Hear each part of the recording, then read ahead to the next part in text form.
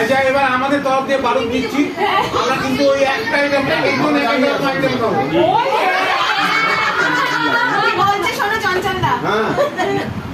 যখন বলেইছে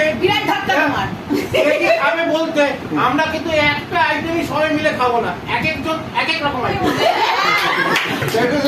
আমি সলিউশন করে দিচ্ছি, জানো সব মশলা দেবে, সব ভেজিটেবল দেবে একটা হ্যাঁ, এই কথাটার অর্থ হচ্ছে তোমরা দুজন মিলেমিশে যা করার করো।